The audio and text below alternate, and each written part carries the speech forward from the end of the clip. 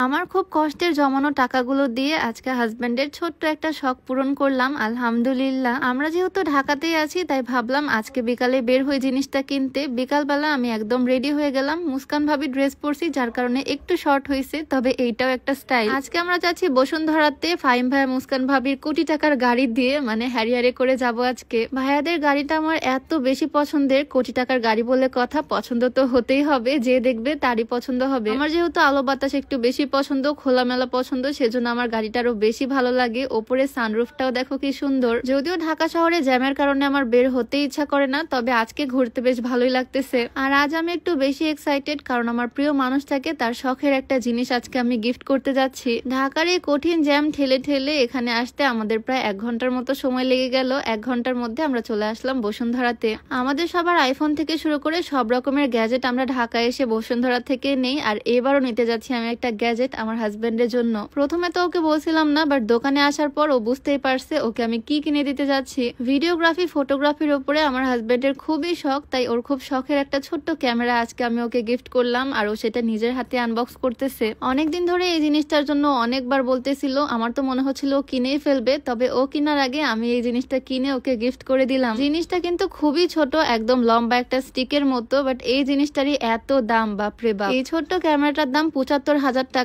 আমার জমানো এতগুলো টাকা আজকে একদম শেষ। টাকা শেষ হলেও এটা ভেবে খুশি লাগতেছে আমার হাজবেন্ডের একটা ছোট্ট শখ পূরণ হলো, সে অনেক খুশি আজকে। এত টাকা পয়সা জমিয়ে রেখে কি হবে, নিজেদের মধ্যে যদি একটু সুখ শান্তি থাকে, প্রিয় মানুষটা খুশি থাকে, তাহলেই অনেক। ওকে তো খুশি করা শেষ, এখন নিজেদের খুশি করার পালা। আমি আর ভাবি চলে আসলাম আড়ং-এ। তবে এখানে প্রত্যেকটা জিনিসের খুবই দাম। এখান থেকে শুধু ক্যান্ডেলই আমরা নিলাম আর কিছু স্কিন কেয়ার প্রোডাক্ট নিলাম। নিজের জন্য কিছু কিনতে গেলে সবসময় আমি একটু কিপটামি করি, তবে খাওয়া দাওয়ার ক্ষেত্রে আমার কোনো কিপটামি নাই। জুস বার থেকে 250 টাকা করে এখন জুস কিনে খাবো। ভিডিওর মাঝে তোমাদেরকে একটা প্রোডাক্ট দেখিয়ে দিতে চাই, যেটা হচ্ছে হার্বাল স্লিমিং টি। এটা সম্পূর্ণ প্রাকৃতিক উপাদান দিয়ে তৈরি, তাই কোনো রকমের সাইড ইফেক্ট নাই। এটা খেলে শরীরের অতিরিক্ত ওজন কমবে, আর ওজন কমানোর পাশাপাশি এটা গ্যাস্ট্রিকের সমস্যাটাকেও দূর করবে। এই হার্বাল স্লিমিং টিটা তোমরা beauty by Lim Facebook page থেকে পেয়ে যাবা। পেজটা আমার ডেসক্রিপশনে মেনশন করে দেওয়া থাকবে, নাম্বারটাও স্ক্রিনে দিয়ে দেওয়া থাকবে। বসুন্ধরাতে প্রত্যেকটা ফ্লোরে এরকম জুস বার থাকে, যদিও জুসের দাম একটু বেশি, তবে এই জুসগুলো খেতে খুবই মজার হয়। আমি কাঁচা আম ফ্লেভারের একটা জুস নিয়ে নিলাম, আর ভাবি নিয়েছিল মিন্ট লেমনে। তো এখান থেকে আমরা চলে গেলাম একটু টুকিটাকি শপিং করতে। আমরা তেমন কিছুই কেনাকাটা করিনি, 2 দিন পরে তো আবারও ট্যুরে যাব, তাই ভাবলাম আজকে যেহেতু আসছি বসুন্ধরাতে, কিছু টুকিটাকি শপিং করে কেনাকাটা করেই যাই।